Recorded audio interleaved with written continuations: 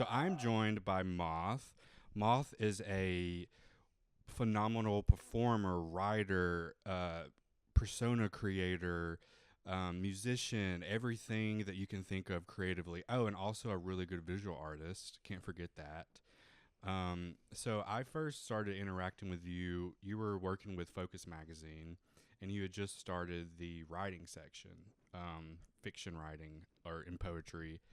And I reached out to you, and you graciously let me submit a story, and you included me. And that was the first time I had been published in a Memphis publication, and it like truly, you really believed in me, and it really inspired me to keep going. And so we've we've collaborated before, on some projects, on some music projects, and More to come. more to come. More to come. Yes, I wanted to bring you on here because you're one of the most creative people I know consistently, and thank you for joining me.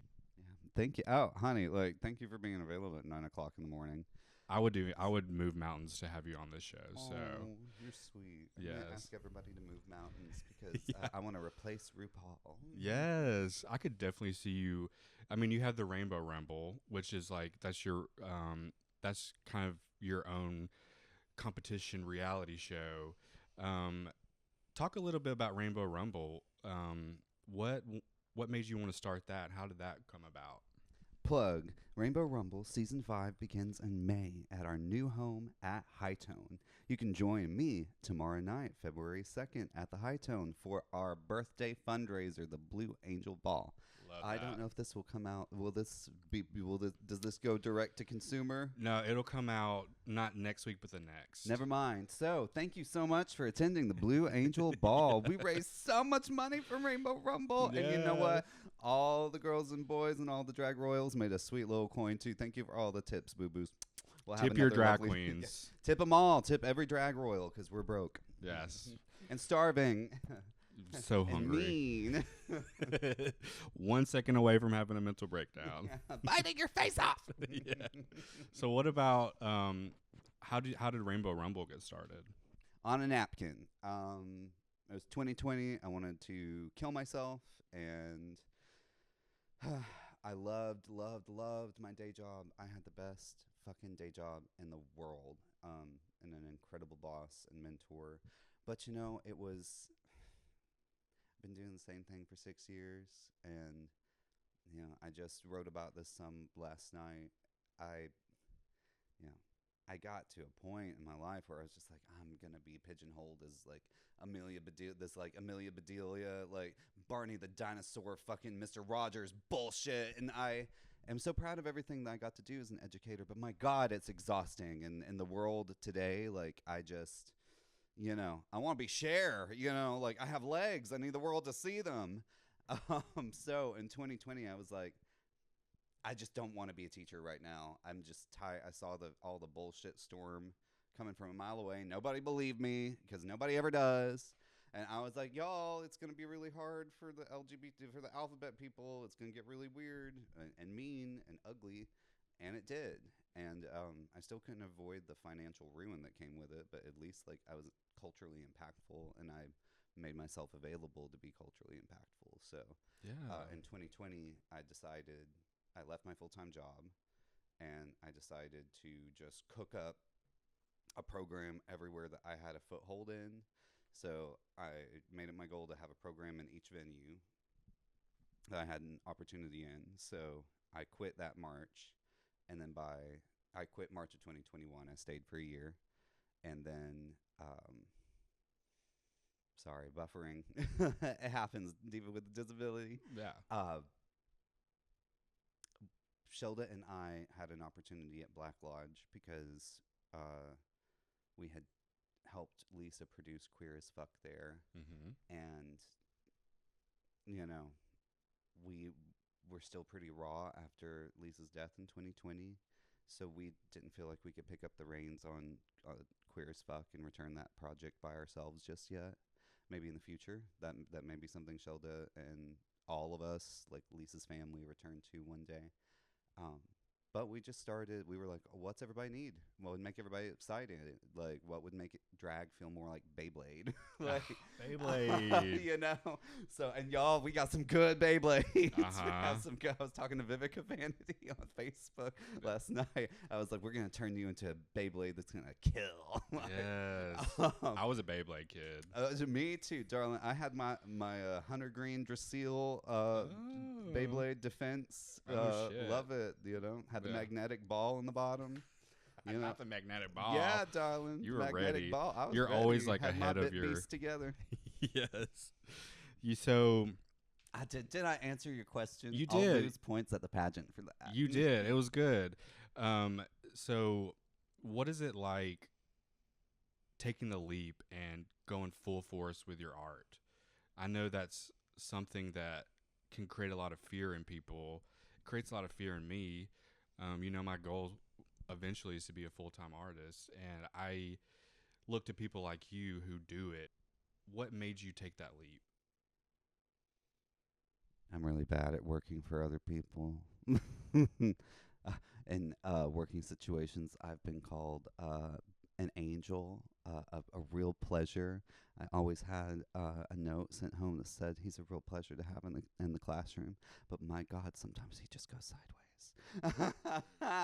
And I am just, if you lose my trust, I just gotta go, you know? Or if you like are shady or piss me, like I have never once stayed in a working situation if I was like, you know, if it was giving me the ick, then I left. And I keep going on record, like the 2 jobs that treated me the best out of the like 25 jobs that I've had in my career to sustain myself are the Dixon Gallery and Gardens. Shout out.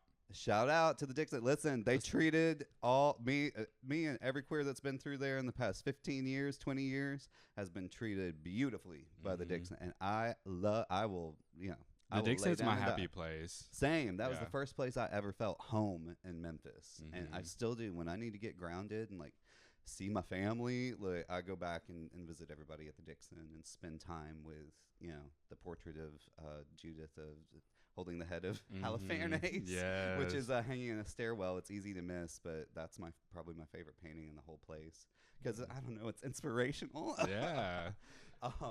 But the Dixon and then Cafe Eclectic. Like I put myself through college working at Cafe Eclectic, slinging coffee and running eggs, and I was treated so well, and they always checked in on me and like, you know, wanted me to do well. So shout out to, you know, shout Cafe out to our Eclectic. Memphis bigs. Yes. And I want to talk about Young Moth. Ah. I don't know much about Young Moth. You'll find out a little bit more soon. Oh, But I'll tell you whatever you want to hear. Suspense. So, when you were young, Were when Young. when you were a little baby, still in the womb, what led to the creation of the character of Moth? I want to know, was there any inspiration from childhood that led to that? What was going on in your life around the time that you created Moth? Quick Notes version. Yes. You'll find out more later, but also I never really quite tell things straight in my fiction or memoirs. I can't help but be simultaneously vulnerable and really veiled. As all good pop stars are. Can't help it, dude. Just Mhm. it drives me crazy. Where did Moth come from? Mm-hmm. When I was little, I was very sick. I had sleep paralysis constantly, all the time. I'd be surrounded by my stuffed animals in bed, all my Beanie Babies, because I was like, somebody's got to witness this shit with me throughout the night. Yeah. So I had a real rogues gallery of horrors that I did not understand what it was coming from or what I was going through. And it was just because I was very sick. I was deprived of oxygen. When I laid down, I couldn't breathe. I had operations to fix that, blah, blah, blah, blah, blah. The night nurse was a hard femme, baby. Ooh. Hard femme, I love that. darling. bleach, blonde, bad built, butch body. I Oh, as love Miss that. Jasmine Crockett would say. But just save it for later, though, Mothie. The whole point is, I basically like hallucinated my way through most nights of my childhood because of sleep paralysis, and I had to develop some type of mechanism so that I could sleep and get 4 hours a night so that I didn't die as a child and I could show up at school. Yeah. I remember falling asleep in class all the time. So in order to soothe myself, I would picture this like golden rainbowy light radiating out of me, and I would like push it through the entire house, and that would be me like pushing the entities away. That's beautiful. In my brain, and I was very scared for my little sister. My mom would find me asleep next to her crib because like I was like, ain't nothing getting my, that's my baby. Like that my little sister was my baby, and that just wasn't gonna happen. So to me, like Mothie begins, like my first connection with the entity that is Moth begins in that like golden light. And also that really, I've been doing a lot of pondering about what's my function, what's the point of me doing any of this, like and I'm a part of like the comfort economy, and that is something that I've got to remember and make sure that it is a greater part of my message, and I don't tarnish that with my endless chaos and big teeth and yelling. But ultimately, like I exist and people need me most as a comfort, and I think that my work is a comfort to people. Absolutely. So I'm really trying to craft my mission based around that. It's more gentle, but the activism side it's a little aggressive because it has to be. Yeah, it you just have has to. be. So Mothie really like came from that golden light. I'll also tell you, I'll say it more veiled later, but I'm a person that has had many mental health struggles in my life, and I've had magical experiences and godly experiences and flashes of clairvoyance, and there's a time that I was going to do some real damage to myself, and it was like I got a flash of an angel with auburn hair or something, and it just like it was just the hand of a spirit just like pulling me back, and it was just a very like commanding thing, so in many ways Mothie has always been like just behind me, and anytime that shit really goes sideways, like she's like, don't hurt that, that's mine, like like she owns my ass, but in like such a it's a God thing, it's gentle. a God thing, but like she's like like Pamela made that from scratch, don't like damage that, so do you find inspiration in like mental health struggles? Does that affect your art anyway? I think it does. I'm working on how my process can be more consistent so that I am no longer relying on some of the art school muscles that I used to have. Right. Which is think about it, sketch about it for 2 months, and then wait till right before the deadline, whether it's set by somebody or set by me, and then use the anxiety of the 3 days leading up to that to make the work and have this like, breakthrough experience, and the way that it goes, and like nothing's better than a tight deadline, and that is just not really conducive to the way that I think anymore. So my mental health journey is mirrored by my process. Okay. I'm spinning a lot of plates, and I'm getting ready to get some magic on autopilot again. But and I'm really good at biting off more than I can chew. But Same. I'm trying to be very direct with what I want to give my audience, very direct with how I'm wanting to guide my brand back into a more gentle, happy, safe place. It takes doing, darling. Yeah, it does. God, I'll talk your ear off. And I have so many questions to ask you. Ask me all of them. I love to talk. So you say you like to do a lot. You have so many different mediums. List them off for me, and then we'll dive deeper into those. I'm a writer. I'm an artist, which means that I'm a printmaker. I'm a drawer. I experiment with photography. I live in printmaking and papermaking and drawing. I love doing digital stuff. Part of my degree is in creative writing and design. I love typography, love typesetting. As a performer, I didn't have any experience outside of speech writing and speech competitions until I was 22 and I hopped on microphones and became a comedian and a drag queen and, was under the tutelage of marvelous Lisa Michaels. So I don't turn anything away. Like Einstein was, known for his mathematics, but when he got stuck and could not move forward, he would go and play the violin and it would unstick his channels. So I am trying to right now get all of my channels unstuck. Like even the way that I speak, like my diction is really annoying me lately because I have all of these vocal crutches that I've picked up. Me too. So a lot of ums and uhs, and I buffer more than I ever. I'm literally going to a psychiatrist to be like, I need let's get the girl talking a little smoother. Yeah.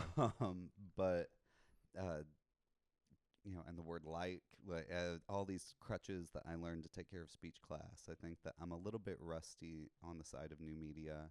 So, and then I've had 2 podcasts that have been remarkably successful. And a third one coming in March. Oh, fun. Right? Mothie's List is going to launch the 3rd week of March. That's what my calendar says. Tune in to Mothie's List. It's a fun program where I make a list, I check it thrice, and you're not going to like anything that's on it. I'm sure they'll find a few things. Or it could be very controversial, which will increase viewership and listenership. Here's a list of 3 twinks that are going to go to hell. 3 twinks from history that are going to hell. No, it will be a drama-free podcast. Comforting. It is 15 to 30 minutes yes. of comfort, and I promise not to yell at everybody. It is education-focused, but also humor-focused from a distinct LGBTQIA lens. Perfect. And it's a one-lady show, but sometimes I'll have some guests. Yes. I have one guest to take over. That is planned. That's perfect. I can't wait to listen to that. I'm so excited. That's and it's mine, all mine. There are no sponsors. Love that. So with all these projects, how do you, at the genesis of these projects, what is your process of, are you a planner, or do you just have an idea all of a sudden and you just start doing it? What is your creation process like? I wait until my boyfriend's blood sugar is low, and then I start talking over the television program that we're watching, and then I say, baby, I just got to talk about this. And then I talk at him for about 45 minutes. And by the end of that, usually I have a plan together. And then I'll take that plan and I'll say, baby, I think we got to pause this. And I just got to, I think I got to go and do some work. I'll go and write it all down in my notebook. And then by then I'll be tired and I'll need some more coffee. So then I'll drink some more coffee, and then I'll have anxiety about all of the bills that I haven't paid yet. And then I'll just put the writing on hold till the next day. Yeah, I love that. It's like when you get an idea, you all of a sudden you have to act on it fast sometimes. Gotta talk about it. Yes. Gotta talk about it. Conceptualize. And it's good to have those people. How have the people in your life inspired your creativity? What does support look like? What does creative support look like to you? Well, I mean, my family and sister and one of my best friends in the world, Shelda Edwards, is the other. She's 51% of Rainbow Rumble. Because if she didn't have that 1%, like I would, it'd be mutiny, and like my chaos is only so controllable. And Shelda has known me for 15 years. Wow, I didn't know that y'all knew each other that long. She's my oldest friend in Memphis. She's my oldest friend in Memphis. When I moved into Fogelman Hall at MCA, I came up the stairs, and the first thing that I saw were these bare feet that were she'd been walking around. Her original handle was Dirty Feet Edwards. I love that. Everybody called her Dirty Feet. So I saw her, and she said, "Hey, my name's Shelda." I said, "Zelda?" And she said, "No, Shelda with a sh." She had the most beautiful ponytail with long, and I was like, she's awesome. What an awesome girl. And she was just my sister, always from then on out. She's always a part of my life. I love her. God, she's put up with just me being a demonic idiot, just being stupid. God damn. She has said, you got to kill bad girl Mothie. I can't work with her anymore. Bad girl Mothie. Bad girl Mothie. Ooh. And that's the thing. My inner circle, y'all have no idea what everybody is tamping down on. Because my boyfriend Messiah, my partner, my business partner Shelda, all of my mentors, Sister Twinkle, Colleen Couch, Vanessa, they're all like, we gotta hold it back, Mothie, hold it back. Don't be too crazy. Don't make any bomb threats. No bomb threats. No bomb threats. Yeah, we don't need you on any list. This ain't 2022. Oh my God. You were talking about mentorship, and you mentioned Lisa Michaels. And you said you were 22 under her tutelage. Talk about Lisa and what that mentorship was like. The first time I saw Lisa, I saw her walk through the door. And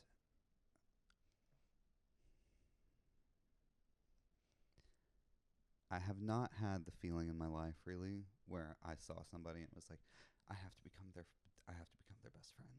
I was like, I have got to be that lady's like best friend. She has to mentor me. Like I just saw a halo around her. And the night that I met her, I had just been fighting my way through 6 days of food poisoning, so I was really skinny. And I was wearing a dress from Dress Barn that I continue to wear this day. I split it down the middle. I never hemmed it, and I tie it around my waist, like when I do my alien Lady Godiva looks. And like that was like the first dress that Lisa ever complimented me on, and that was the first dress that Lisa ever saw me perform in, because we were both there to do stand-up comedy. And those fucking assholes, like she goes, Memphis is filled with ugly, greasy asshole comedians, and y'all are filthy and dirty, and you need a mother. Exactly. Comedy. Memphis has an amazing, vibrant comedy scene. It is also toxic and rotted. Yeah. Rotted. It is not very safe for the girlies.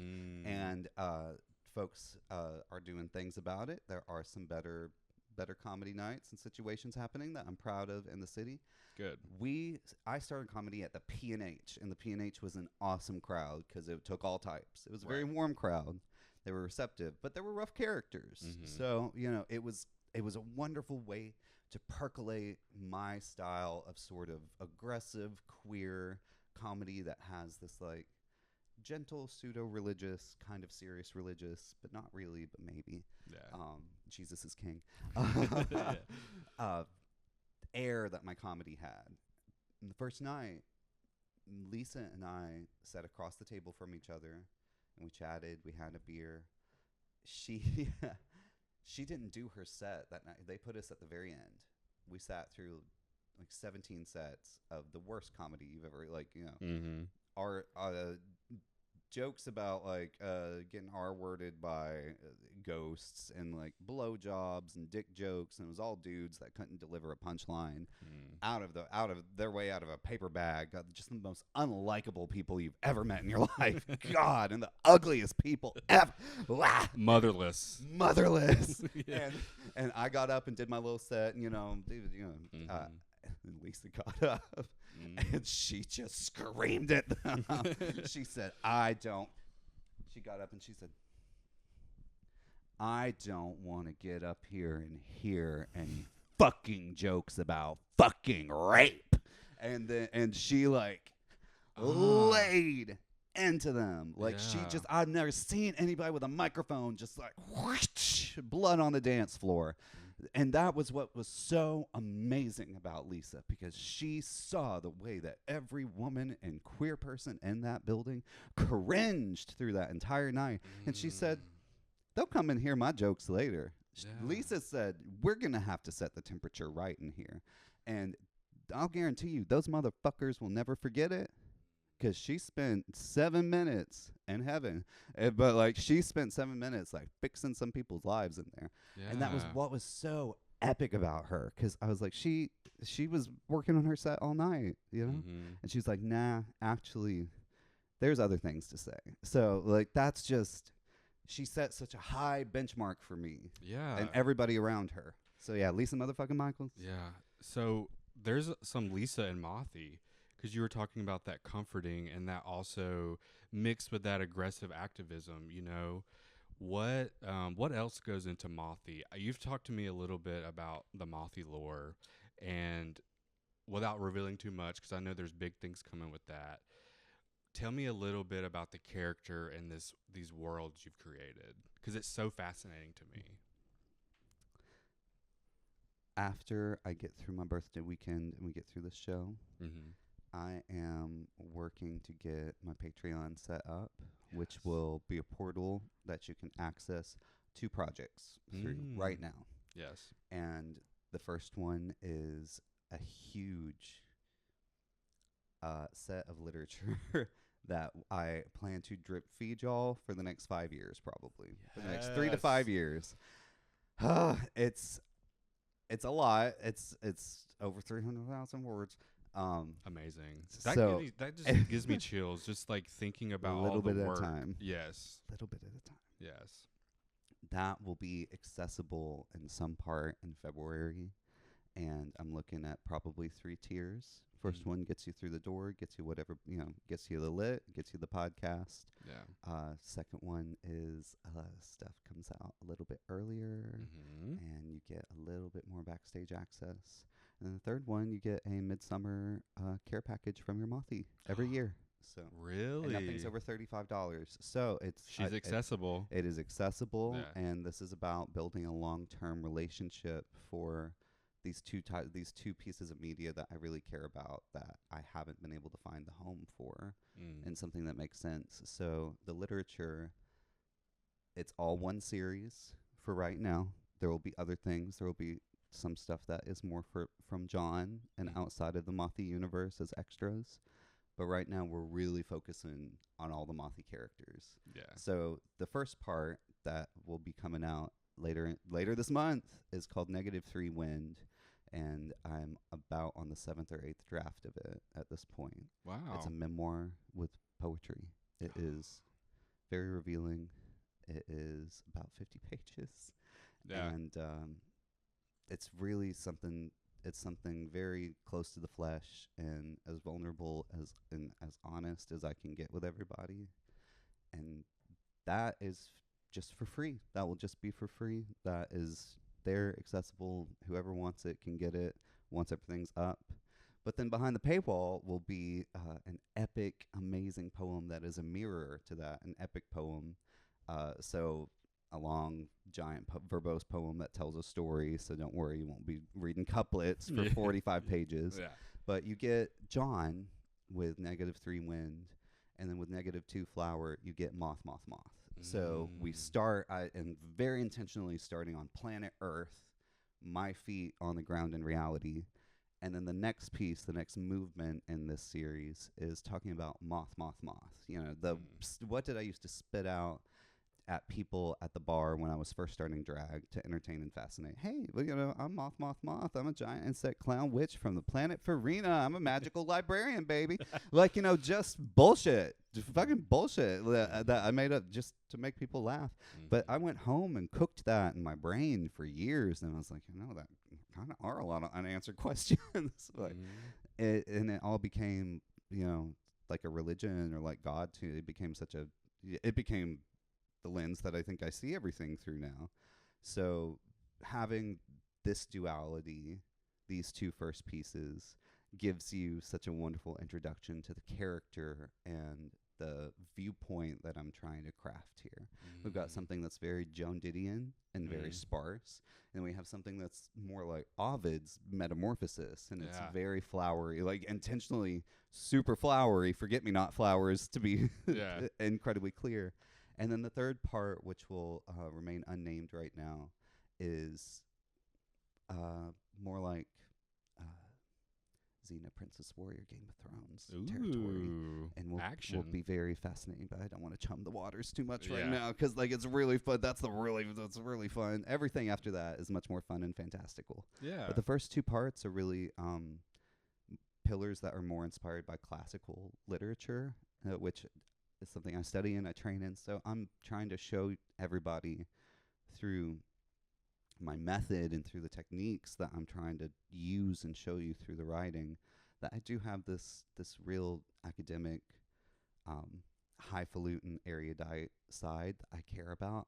You know, I'm being a museums person, being someone that believes that culture and civilization lives inside a library, inside an art gallery, and inside a museum. So I'm showing my hand with stuff that feels a lot more serious.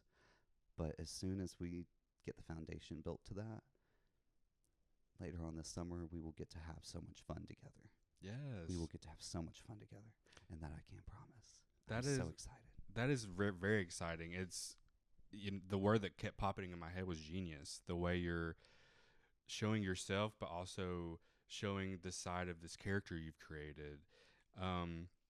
What have you learned about yourself personally through this process? I do believe in God. But that my concept of God is so different. I don't believe in worshiping things. Never will. I don't believe in intelligent design.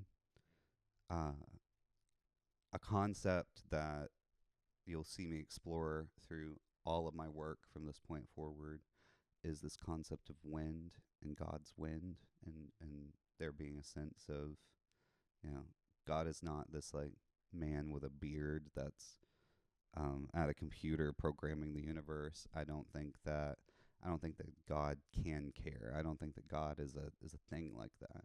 I think that it's a gentle, playful, curious, a gentle twist and twirl around your fingers that tells you, you're in trouble, tells you the direction of your journey, tells you, you feel your wings fluff out sometimes. And I think that is as close to God and understanding of God as I think humans might actually ever get.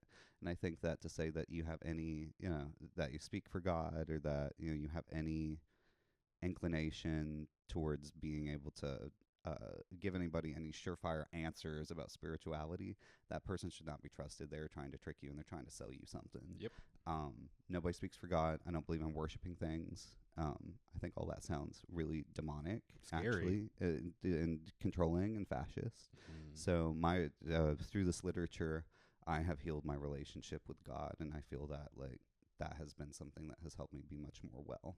Yes, I'm with you 100%. I love the act of creating your own God. I learned it through The Artist's Way by Julia Cameron. I'm a big Artist's Way girly. Me too, but only like the first 25 pages, because Yeah. I never got farther. It's hard. She demands a lot of you. But I've done it twice. She's a top. She's definitely She's a a top. top. Yeah, she was definitely topping Martin Scorsese back in the day when they were married. Shut up, bitch. Shut up. So, my God, I grew up going to church very like you're going to hell, and very scary, very controlling. And so I had to reconceptualize the idea of God. My God is not an entity, is not a person. It is a glowing orb of light that is above me at all times, putting warmth on me. And whenever I have something negative going on, I give it to that entity, and it transforms it and gives goodness back to me. And that's how I stay well too. And it's been such a game changer for me to connect with that.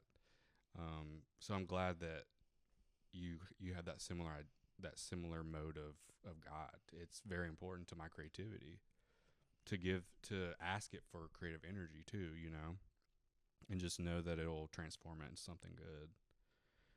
So That being said, at 3 o'clock in the morning when I'm seeing shadows shifting in my apartment, you best believe I grab my kitty and I start saying, Jesus, Jesus, Yeah. baby Jesus Christ, please Yeah. protect me. Please protect me with your beautiful hair. yeah, it's And flowing, your bare beautiful hair. feet, Yeah. and your abs.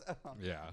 I'm really I like it all. I like everything at the buffet table. Sometimes I need Artemis and all the moon goddesses, and sometimes I need Jesus. Sometimes I'm like, JC, Yeah. help me. Literally, what would Jesus do? Right. Yeah. It's sometimes, But I really think that people need to loosen the buttholes when it comes to religion and whatnot, and be careful, because some of us queers can proselytize too. Yeah. You know, They'll get y'all you. know. I'll get you. Yeah. I'll get. Oh, I'm. You know. Come on in. Come on in. I would, Favorable wind. I would definitely go to the Church of Mothie. Hey, don't tempt me. Yeah. I really appreciate you coming on. You're such a